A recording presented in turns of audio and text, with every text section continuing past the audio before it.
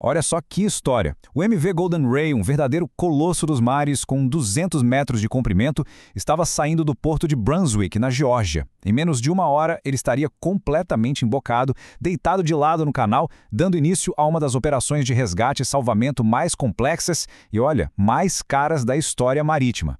Como isso pôde acontecer? Bom, é nessa história que a gente vai mergulhar agora. Agora imagina a cena na ponte de comando. Pânico total. O navio começa a inclinar de um jeito assustador e simplesmente para de responder aos comandos. No meio daquele caos, o prático do porto grita essa pergunta desesperada para a tripulação. Uma questão super técnica, mas que naquele momento era, literalmente, uma questão de vida ou morte. E o pior, era a pergunta que já deveria ter sido respondida e respondida corretamente horas antes. E o navio aderna, ele inclina para bombordo, o lado esquerdo, e chega a 60 graus. Para ter uma ideia, é como ver um prédio de 20 andares tombando. Para um navio desse tamanho, um ângulo desses, não tem mais volta. A gravidade simplesmente venceu. E talvez o mais chocante de tudo isso, essa virada catastrófica aconteceu em menos de 60 segundos.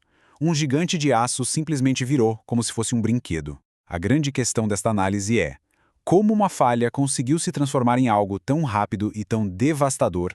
Para a gente entender o desastre, a gente precisa voltar um pouquinho no tempo.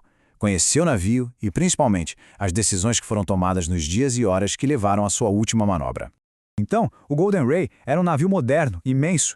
Ele foi projetado para carregar milhares de carros por 15 converses, uma peça de engenharia bem sofisticada. E na sua última viagem, ele levava mais de 4.000 veículos e uma tripulação de 23 pessoas, sem contar o prático do porto. Essa linha do tempo da última viagem mostra um detalhe que é crucial: o gerenciamento do lastro. O navio carregou 1.500 toneladas de água do mar para ter mais estabilidade por causa do furacão Dória. Só que, depois, ele descarregou tudo isso para poder entrar no porto de Jacksonville, que era mais raso. Essa mudança constante no peso e no centro de gravidade do navio é um ponto-chave aqui. E aí, um pouco antes de sair de Brunswick, a última operação de estabilidade foi, digamos, mínima. O imediato, que era o responsável por esses cálculos, só transferiu 80 toneladas de água que já estavam a bordo de um tanque para o outro. Ele fez as contas e para ele estava tudo certo. O navio estava perfeitamente equilibrado e seguro para zarpar. Agora sim, a gente volta para aquele momento exato em que tudo, absolutamente tudo, deu errado. Uma manobra de rotina que virou um desastre em questão de segundos. Olha isso. Antes mesmo de a curva começar, acontece uma falha de procedimento fundamental. A porta do prático, que é uma abertura no casco usada para ele desembarcar em alto mar, foi aberta e ficou aberta. Essa porta tem que ser estanque, ou seja, à prova d'água, e deveria estar fechada o tempo todo durante a navegação. A sequência de comandos foi rápida e, bem, fatal. O prático começa uma curva padrão para a direita, para este bordo. Ele acha que está lento e aumenta o ângulo do leme para acelerar a manobra. Só que o navio reage de um jeito totalmente inesperado.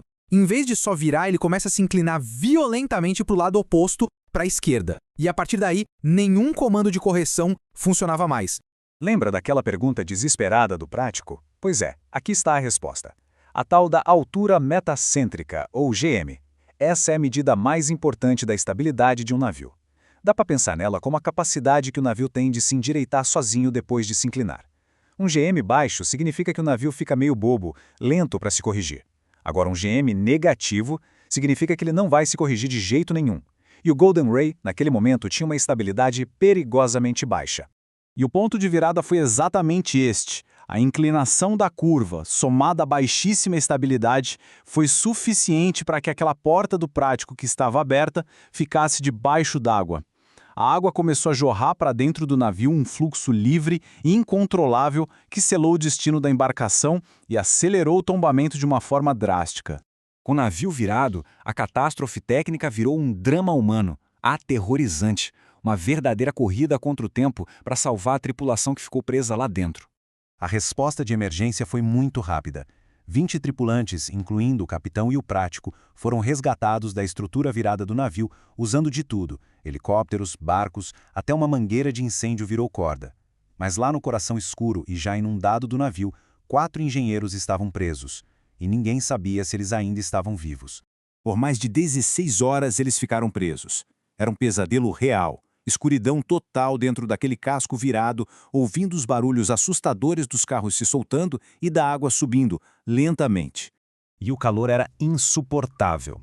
Com todo o ar quente dos motores subindo, a temperatura no compartimento onde eles estavam chegou a 68 graus Celsius.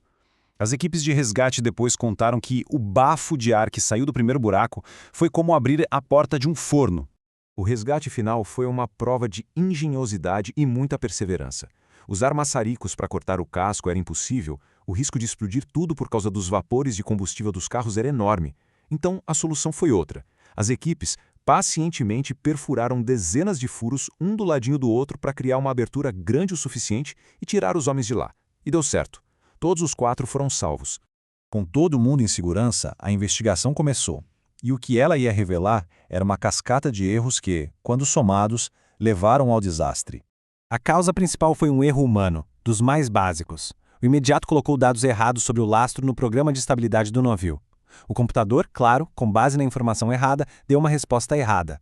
Ele disse que o navio estava seguro, quando na verdade ele estava perigosamente instável, muito pesado na parte de cima. E é aqui que a gente vê o efeito dominó. É impressionante como um erro foi puxando o outro. Aquele erro de cálculo passou batido, porque a empresa simplesmente não exigia uma segunda verificação. A falha em seguir a checklist significou que portas cruciais ficaram abertas. Foi uma verdadeira corrente de falhas, sabe? E cada elo dessa corrente quebrou exatamente no pior momento possível. E o custo financeiro? Astronômico. A perda total, juntando o navio e a sua carga de mais de 4.000 veículos, passou dos 760 milhões de dólares. Isso sem nem contar o custo multibilionário da operação supercomplexa para cortar e remover os destroços depois. E no fim, a história do Golden Ray deixa uma reflexão poderosa. Um erro de digitação, uma segunda checagem que nunca foi feita, uma porta que não foi fechada, pequenos deslizes de procedimento que, em cascata, levaram a um dos acidentes marítimos mais espetaculares e caros da era moderna. É uma ilustração perfeita de como, em sistemas tão complexos, os detalhes mais simples podem ser a única coisa que separa a rotina da catástrofe.